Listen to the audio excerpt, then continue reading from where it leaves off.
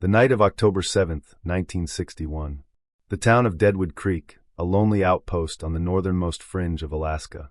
David Sullivan, a 26-year-old geologist from Seattle, lies on a cot in a stranger's house, unable to sleep. Outside, the wind howls like a starving wolf, and the temperature has plunged to 10 degrees below zero. The nearest neighbor is 100 yards of absolute, suffocating darkness away. And then he hears it, a scratching sound, coming from beneath the floorboards. David lifts his head, listening. The wind shrieks, and the sound is gone. It was just his imagination, he tells himself, a trick of the exhausted mind. He closes his eyes. But the sound returns, louder this time. A scraping, like long fingernails dragging across the underside of the wooden planks. And then a voice. A woman's voice, muffled and low, rising from the frozen earth itself. David shoots upright, his heart hammering a frantic rhythm against his ribs.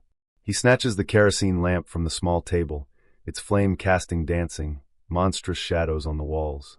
He creeps to the door of his room. Beyond it lies a short, dark hallway. And in that hallway stands the owner of the house, Martha Blackwood, a large, formidable woman of 44. In her powerful hands, she holds an axe. Their eyes meet across the flickering darkness, and Martha Blackwood smiles. In less than 3 minutes, David Sullivan will smash a window with his bare hands and leap into the polar night. He will be wearing nothing but his long underwear. He will run barefoot through 10 below zero weather. He will cover nearly 3 miles of frozen tundra to reach the next settlement. He will suffer severe frostbite to both legs up to his knees and lose 3 fingers on his left hand. But he will survive, and he will tell a story that no one will want to believe. Because in the cellar beneath the house of the hospitable Blackwood sisters, investigators would later find the remains of 8 other people. He was supposed to have been the 9th. To understand how 2 women could kill for 4 years in the Alaskan wilderness and remain completely invisible, you have to go back to 1958. Back to a town on the edge of the world, where the polar night lasts for months, where the law is a distant myth whispered over crackling radios. A place where neighbors have to trust each other, because the alternative is a lonely death in the snow. A place where true evil can hide behind a warm smile and a steaming cup of coffee. Deadwood Creek. The name itself sounds like a final, weary sigh. It's a settlement clinging to the edge of the continent, a collection of rough-hewn cabins and shacks perched on the shore of the Arctic Ocean. From here, the Soviet Union is closer than Washington, D.C. Just 50-some miles across the Bering Strait, you could practically see another world, a dark, forbidden line on the horizon. But you could never get there. The Cold War had drawn an iron curtain across the ice. Men with binoculars scanned the horizon from DW line stations, watching for enemies from the east, never imagining the real monsters were living right next door. In the late 1950s, the town's population hovered around 500 souls. A mix of Inupiat hunters, roughneck oil prospectors, and a handful of white families who had, for one reason or another, fled the world below. Everyone knew everyone. You nodded to each other at the trading post. You helped dig each other out after a blizzard.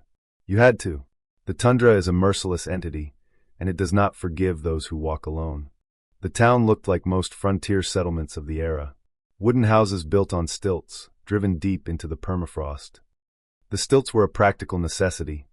The heat from a wood-burning stove could melt the frozen ground beneath a foundation, causing a house to sink, tilt, and eventually collapse. On the outskirts, a few traditional Inupiat sod houses remained, their whalebone frames a testament to a way of life that was slowly fading. The elders preferred them, claiming they were warmer, more attuned to the spirit of the land. The younger generation, eager for the promises of modern America, just wanted a house with electric lights. There was a weather station on a nearby hill, a lonely white building with spidery antennas that sent meteorological data back to the mainland. A one-room schoolhouse served 23 students. A trading post with perpetually sparse shelves, where a line would form at dawn for the weekly bread delivery, if the bush plane could make it through the weather. There was a clinic run by a single, overworked nurse with a cabinet of iodine and bandages. And there was no police station. This is a critical detail to understand. In the late 1950s, the entire north slope of Alaska, a territory larger than most states, was policed by a handful of state troopers and a few local sheriffs. A single lawman might be responsible for a district the size of a European country. In Deadwood Creek, there was no lawman at all. The nearest sheriff's office was in Utqiagvik, 100 miles of brutal, unforgiving tundra away. In the winter, the journey required a dog sled or a specialized track vehicle. In the summer, you could travel by boat if the sea wasn't choked with ice. Radio was the only link to the outside world, and it worked intermittently at best. Deadwood Creek wouldn't get a telephone line until 1967. The only authority was the town council chairman, a grizzled old prospector named Jedediah Smith. He was a good man who kept the peace, mediated disputes, and organized town meetings. But he wasn't a detective. And what kind of serious crime could happen in a town where everyone was practically family? Here, people lived by the unwritten laws of the frontier. Trust wasn't a luxury, it was the currency of survival. If your neighbor didn't help you when a blizzard hit, you died. If a hunter didn't share his caribou, your family starved. And if a traveler knocked on your door in the dead of night, you let them in. It was the law of the North, as ancient and unyielding as the permafrost itself. And it was this law that the Blackwood sisters twisted to their own monstrous purpose. Their house stood on the eastern edge of town, a solid, well-kept cabin that was, by local standards, quite large. It was divided into two sections, a main living area and a guest room. In the main room, a large wood stove radiated a constant, comforting heat. There were cots, a rough-hewn table, and oddly, a crucifix hanging on the wall. The sisters weren't religious. The cross was left by the previous owner, a Russian fur trapper. They kept it for the visitors. It inspired a sense of safety, of trust. The guest room held 3 simple cots, a table, and a few benches. This is where they put up their boarders. And beneath the house there was a cellar, dug 10 feet deep into the permafrost. Such cellars were common in Alaska, used as natural freezers to store meat. Through the harshest winters and the briefest summers, the permafrost kept everything perfectly preserved for years. The sisters stored meat in their cellar, too. Just not caribou. Martha Blackwood was born in 1914, not in a town, but in a remote trapping camp deep in the Brooks Range. Her parents were gold prospectors, chasing a dream that always remained just over the next ridge. It was a typical Alaskan homesteader family, which is to say they were perpetually on the brink of starvation. Martha knew hunger from her earliest memories, a deep, gnawing hunger that makes your stomach ache and your dreams fill with visions of roasted meat. A hunger that makes you willing to eat anything. In the lean years, they ate their sled dogs, they boiled the leather from their boots, they chewed on old animal hides. They survived. From the age of 5, Martha was taught the brutal arts of frontier life. She knew how to gut a moose, how to skin a beaver without tearing the pelt, how to butcher a carcass quickly before the meat froze solid. She knew that every part of the animal was food, that nothing could ever be wasted. At 20, she was married off to a hunter named Blackwood, a man 15 years her senior. It was a marriage of convenience, not love. Her father got a new rifle and a case of whiskey. Martha got a husband. Blackwood was a silent, hard man. He was a masterful hunter, able to track a grizzly for days, but he was cruel to his wife. He didn't beat her often, but when he did, the bruises lingered for weeks. Martha endured. There was nowhere to go. Divorce was a scandal, and returning to her family in shame was unthinkable. In 1943, Blackwood was drafted. With their uncanny marksmanship and tolerance for cold, Alaskan hunters were prized as snipers. He was sent to fight in the Aleutian Islands campaign, and was killed by Japanese machine gun fire on the island of Attu. Martha received the telegram 3 months later. The neighbors remembered her reaction, or rather, her lack of one. Other women who got those telegrams would collapse in grief. Martha just gave a curt nod and went back inside her cabin. Maybe she cried in private, or maybe she didn't. They had no children. Martha was left a widow. Life for a single woman on the Alaskan frontier was brutal. Without a man, there was no provider, no protector, no status. Other men in town saw her as prey, a potential second wife to cook and clean. The other women saw her as a rival. Martha learned to be tougher than any of them. She fought back. Once, she shoved a man who got too handsy. He fell and cracked his head on a rock, and had to wear a bandage for 2 weeks. After that, they left her alone. She learned to survive by herself. She hunted, she trapped, she fished. She kept 4 sled dogs, loyal and vicious in equal measure. The townsfolk respected her. Or perhaps they feared her. In a place like Deadwood Creek, it was often the same thing. In 1945, her younger sister, Sarah, came to live with her. Sarah was her opposite in every way.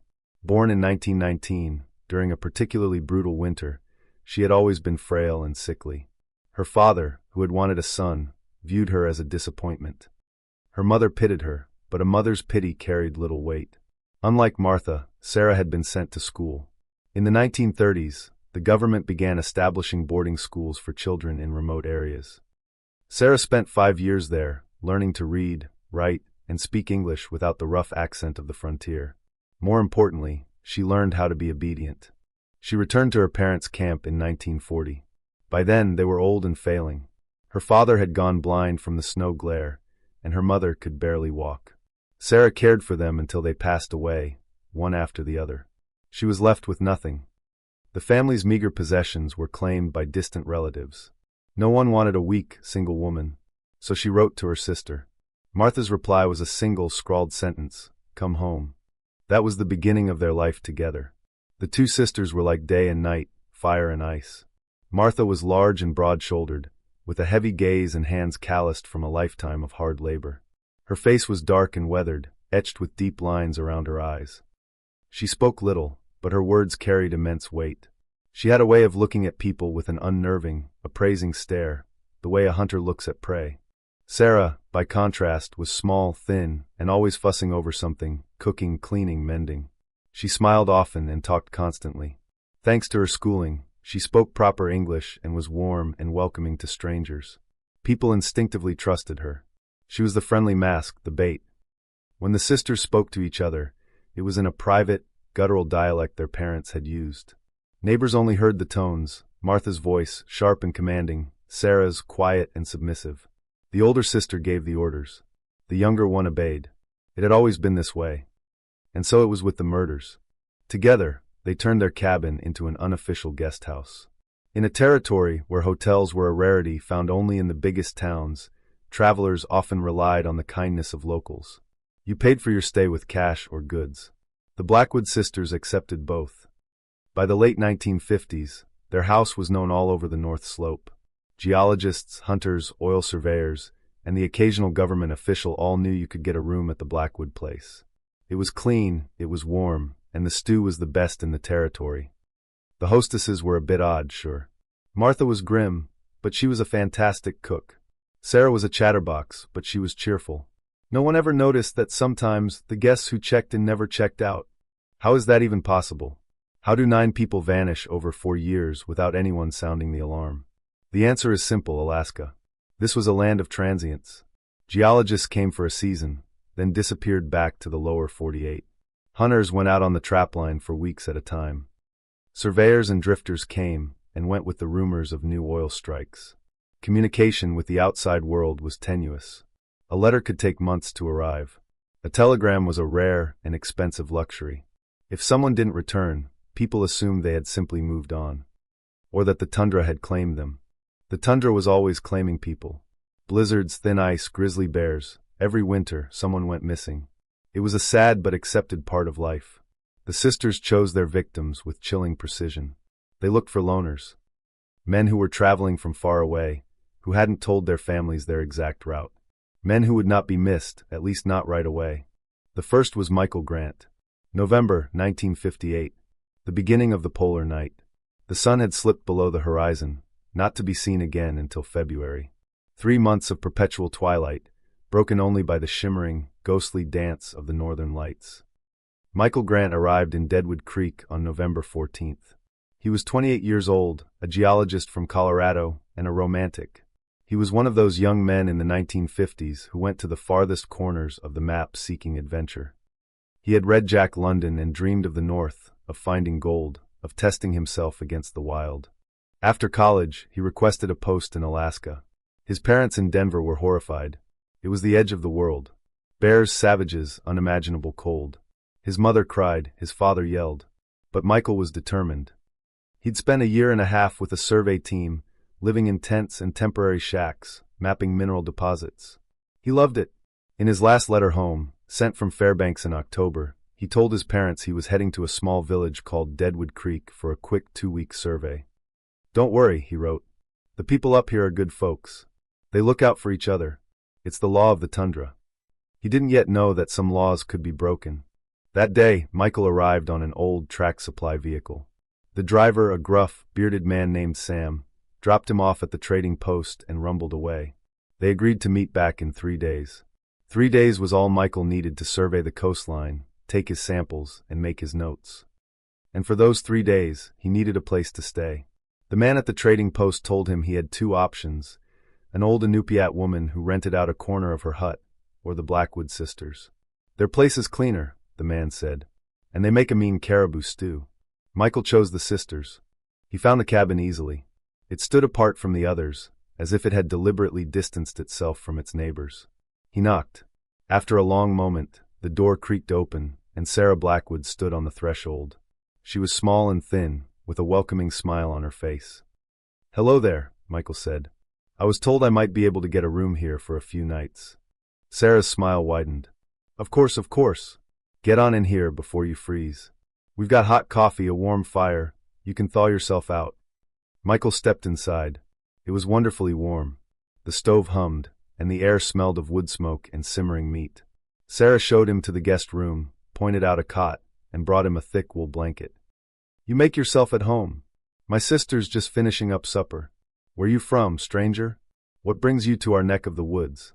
Michael told her everything. He was a geologist from Colorado. He was looking for oil shale. He'd be gone in 3 days. His parents were back in Denver. It had been a while since he'd written. Sarah listened intently, nodding and smiling, refilling his coffee mug, all while asking pointed questions. Was his family far? Did he have a wife? Kids? Did they expect to hear from him soon? Michael, lonely after weeks in the field, answered freely. He didn't notice the quick, silent glance Sarah exchanged with her sister when Martha entered the room. He didn't notice the heavy, calculating way Martha looked him over. Dinner was delicious. A thick, rich stew, hearty sourdough biscuits fried in lard, and strong, sweet coffee. Michael ate ravenously. "This is incredible," he said. "Thank you. Truly." Martha, sitting by the fire, merely grunted in acknowledgement. Sarah did all the talking, chattering about the town, the weather, the hunting season. Michael listened with half an ear, a pleasant drowsiness creeping over him. He went to bed early, exhausted from his journey. Sarah brought him an extra blanket, wished him a good night, and quietly closed the door. He never woke up. Later that night, Martha entered his room, as silent as a shadow. She carried a small hand axe, the kind used for splitting kindling. The flickering light from her lamp fell upon the sleeping geologist. A young face, fair hair, peaceful breath. Martha raised the axe. A single, precise blow to the temple. Michael Grant died in his sleep, without a sound, without a struggle. Martha stood over the body for a moment, then called for her sister. They worked in silence, a practiced, methodical team. It was their first time, but they both knew how to butcher an animal. A caribou, a seal, a man. If you don't let yourself think about it, the difference is surprisingly small. They stripped the body and carried it down to the cellar. In the frigid darkness below, Martha expertly dismembered the corpse. Meat in one pile, bones in another. Sarah went back upstairs and scrubbed the blood from the cot and the floor. By morning, there was no trace. Michael's clothes and his passport were burned in the stove. His geological hammer, however, was too distinct, stamped with the survey company's logo. They threw it into the ocean. But for some reason, Martha kept the small metal ring from the hammer's handle. She tucked it away in a wooden chest under a pile of old furs. A souvenir. A trophy. 3 days later, the supply vehicle returned. Sam, the driver, asked about the geologist. "Oh, he left," Sarah said, smiling her usual pleasant smile. "Left yesterday morning. Said he was going to walk up the coast a ways, check out the rock formations." Sam frowned. Walking the coast in November? Alone? It was strange, but geologists were a strange bunch. He drove around for an hour, scanning the horizon, but saw no one. He figured Michael had found another ride, or maybe he'd frozen to death. The tundra claims its own. Michael's parents began to worry in December. By January, they contacted his employer. The company confirmed that Grant had never returned from his survey and was officially listed as missing. A state trooper flew out in March. He was young and inexperienced. He asked a few questions, wrote down what the sisters told him. He left, never came back, and closed the case. The official conclusion: Michael P. Grant, deceased, presumed victim of an accident in the Alaskan wilderness. Body not recovered. His parents never accepted it. They wrote to senators, to the governor, to the FBI. The replies were always the same. Measures have been taken, but there is nothing more to be done. Michael's mother died in 1960, they said, from a broken heart. His father never stopped searching for answers. He would die never knowing that his son's remains were found in a frozen cellar, identified by a single pathetic clue: the metal ring from his geological hammer. After the first kill, the sisters learned the most important lesson: they could. They could kill a man, hide the body, lie to the authorities, and get away with it. On the edge of the world, in the endless dark, far from the reach of the law, anything was possible. They waited 5 months. Then came the second. February 1959. Peter Whitefeather, a 51-year-old Gwich'in hunter. He was a stocky, powerful man with a face weathered by a lifetime of wind and sun. He was born in the wilderness, raised among the caribou herds, and expected to die there.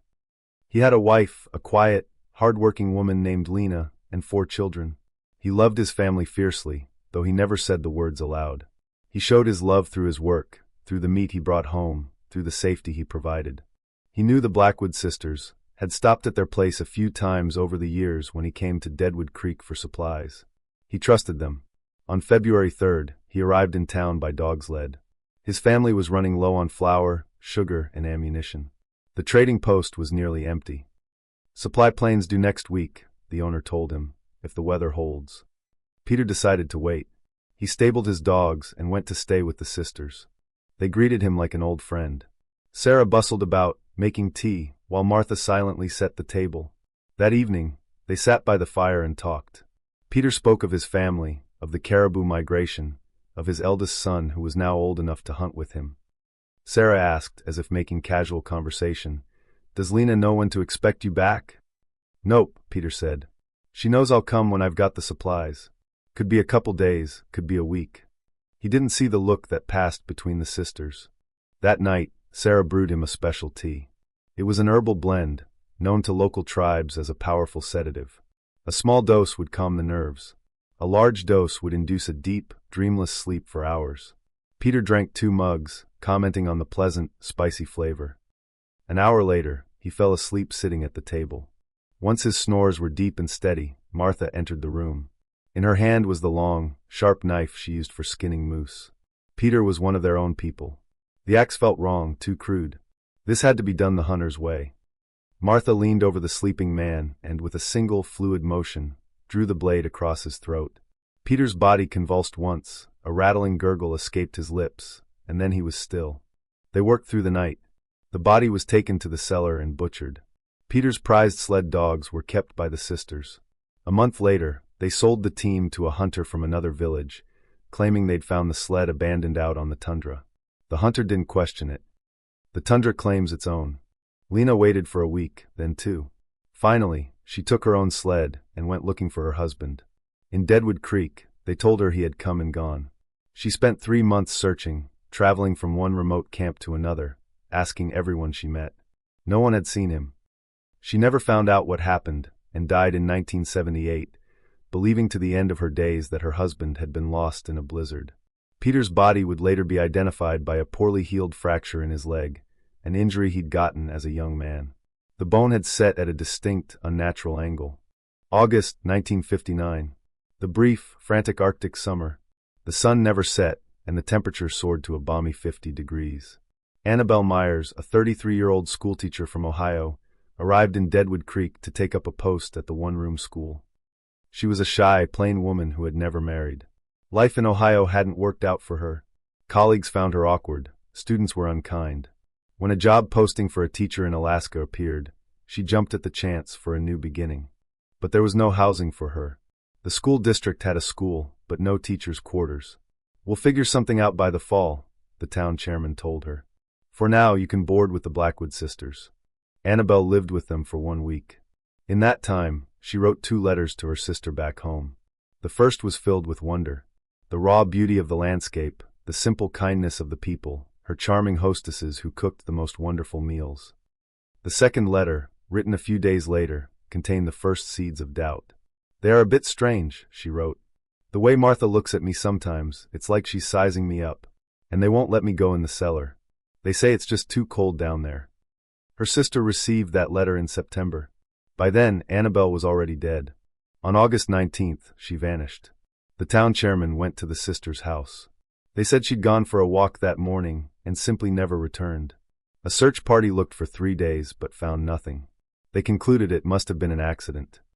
Maybe she'd fallen into the river or gotten lost and died of exposure.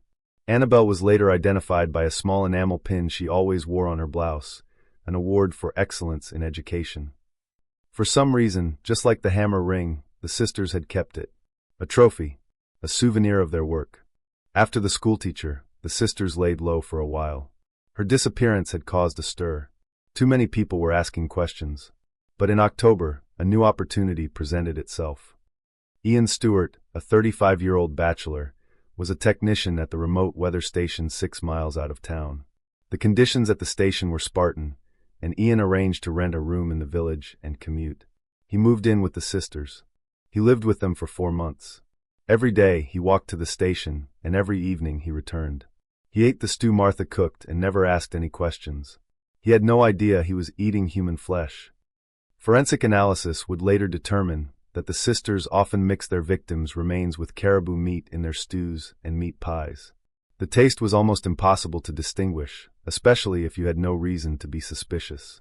On January 12, 1960, Ian didn't show up for work. His partner at the station assumed he was sick.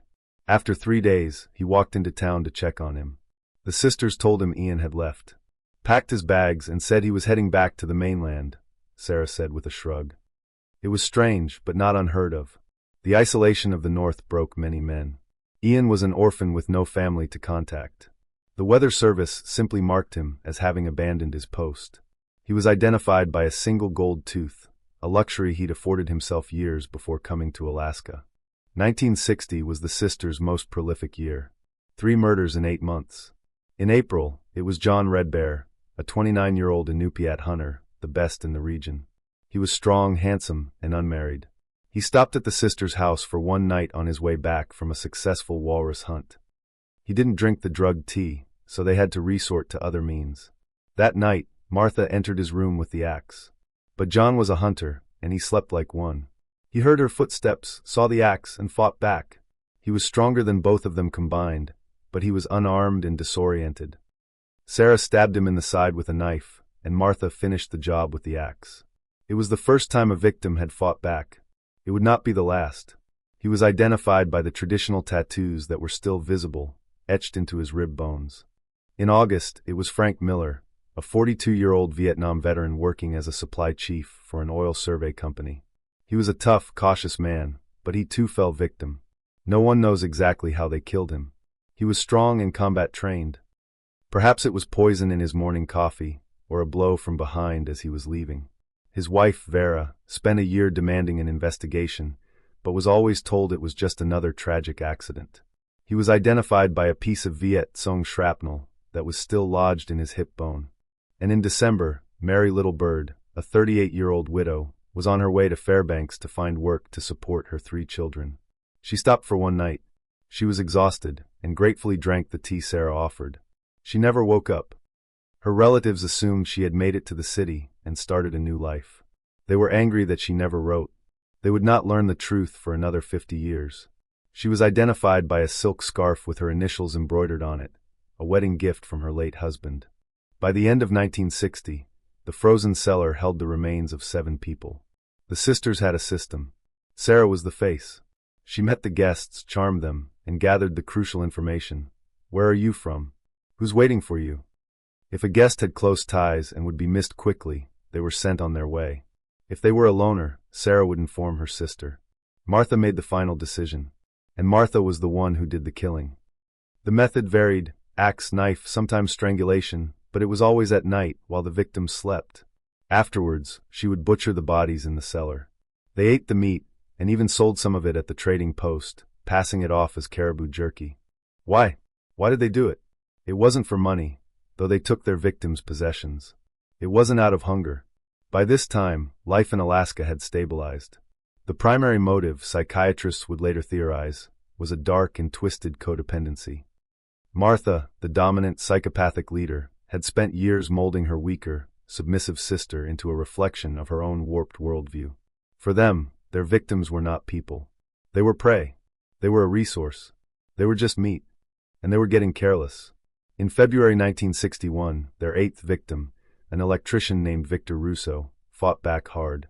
He managed to wound Martha with her own knife, leaving a deep gash on her arm, before they overpowered him.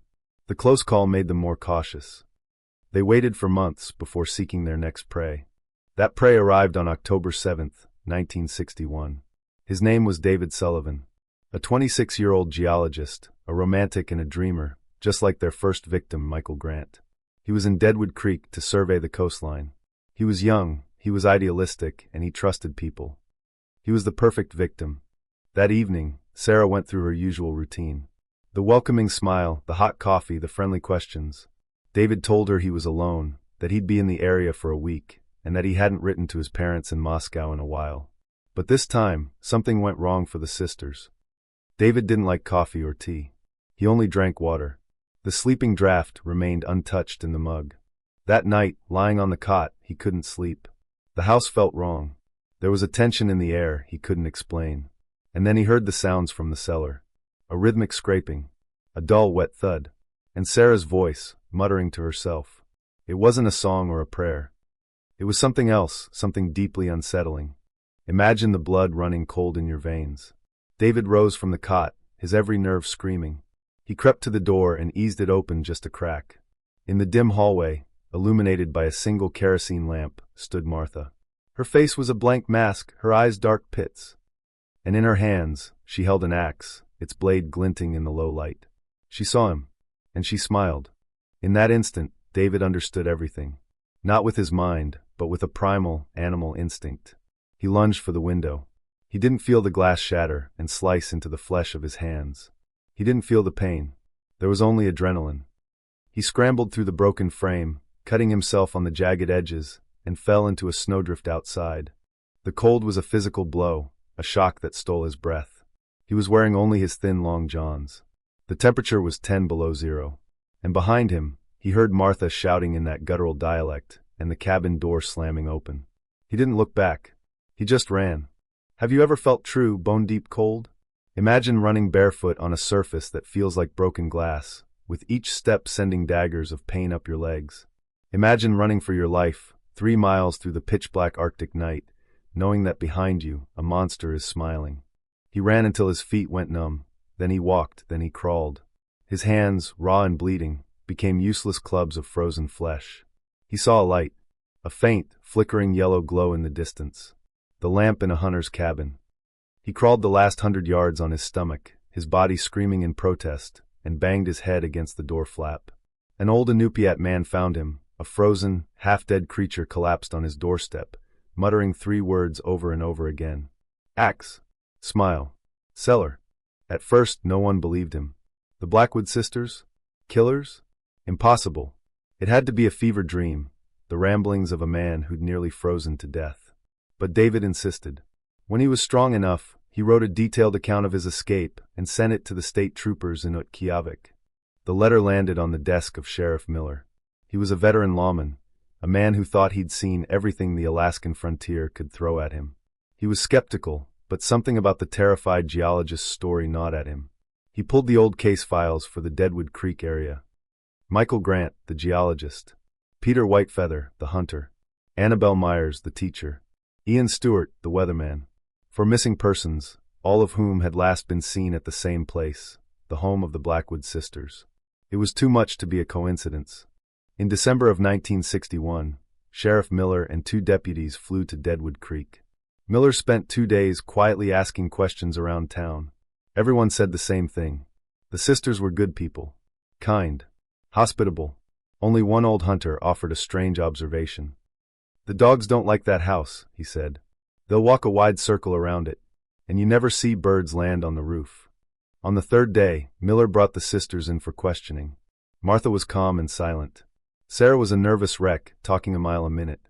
They admitted the geologist had been there, that he had run off into the night like a madman. An axe? No axe. Sounds from the cellar? Must have been rats. At the end of the interview, Miller asked, "Would you mind if we took a look around your property?" The sisters exchanged a glance. Martha's face was a stone mask. "Go ahead," she said. "We have nothing to hide." The search began the next morning. The house was clean, tidy. In the guest room, they found old, faded bloodstains on one of the cots. A caribou, Sarah explained quickly. We butchered one last year. A little blood must have dripped. Miller made a note and continued to the cellar door, a heavy wooden trapdoor in the floor. It's cold down there, Martha warned. We just store meat. Miller ordered it opened. A deputy descended with a lantern. A moment of silence passed, and then his muffled, horrified voice floated up from the darkness. Sheriff, you need to see this. Miller went down himself. The cellar was 10 feet deep, the walls lined with shelves. And on those shelves were bundles, wrapped in animal hides and burlap sacks. Miller unwrapped the first one. It was a human head. A woman's. He unwrapped another. A man's hand, a ring still on one finger. He turned and climbed out of the cellar, his face a grim, ashen mask. Arrest them both, he said quietly. The sisters didn't resist. Martha stood motionless, her expression unchanging. Sarah collapsed into tears, babbling incoherently. The full search of the cellar took 3 days. They found the remains of 8 people. Some had been completely butchered, leaving only bones and skulls. Others were partially dismembered. They also found the victims' clothing, their half-burned documents, and the small, personal items the sisters had kept as trophies. The hammer ring, the teacher's pin, the silk scarf, the wedding band. The town was in a state of shock, of horrified disbelief. Jedediah Smith, the town chairman, just stood outside the house, repeating, "It can't be. It just can't be." But it was. In custody, Sarah broke down on the 3rd day of questioning. She told them everything, from the first murder to the last. She claimed Martha had forced her, that she was terrified of her older sister, that she never wanted to do it. When asked why they ate the flesh, she was silent for a long time. Then she whispered, "Martha said we had to. She said it was useful." Martha herself said nothing for 2 weeks. Then one day she began to speak, her voice calm and devoid of any emotion. "Yes, we killed them. Yes, we ate them. No, I don't regret it. They were food. We are hunters. It is that simple." The interrogator asked, "What about the schoolteacher? The woman who came here to teach children? Was she just food too?" Martha just shrugged. "What's the difference? Meat is meat." The trial was held in secret. The state government, with the Cold War in full swing, didn't want the story getting out. Cannibal sisters in an American territory? It was a propagandist's dream for the Soviets. The case was classified. Both sisters were found guilty and sentenced to death. At her sentencing, Sarah wept and begged for forgiveness. Martha was given a chance to make a final statement. She stood, looked the judge dead in the eye, and said in a flat, even voice, "My only regret is that the 9th one got away." The Blackwood sisters were executed in March of 1963. Their bodies were buried in unmarked graves in a prison cemetery. Back in Deadwood Creek, the townsfolk could not live with the house that stood as a monument to such horror. One night, they gathered silently, doused the cabin in kerosene, and burned it to the ground. They watched until nothing was left but smoldering ash, then filled the cellar with dirt and rocks, burying the cursed place forever. David Sullivan, the man who escaped, returned to Seattle. He left geology, became an engineer, married, and had children. He never spoke to his family about what happened in Alaska. But every night, for the rest of his life, he was haunted by the same dream. A wooden house on the edge of the world, the sound of scraping from beneath the floor, and the face of a woman holding an axe, smiling in the dark. Today, where the Blackwood house once stood, there is only an empty lot. The tundra has begun to reclaim it, but the patch of earth remains stubbornly bare. The people in town even now walk around it. They say the sled dogs still whine and pull away when they get too close. They say the birds will not fly over it. They say the ground there absorbed too much blood, too much darkness. The polar night still descends on that part of the world for months at a time, a cold, indifferent darkness from the outside. But the story of the Blackwood sisters is a chilling reminder of a different kind of darkness. The kind that doesn't come from the sky, but from within the human heart. The kind that can hide behind a warm smile, waiting for a lonely traveler to knock on the door.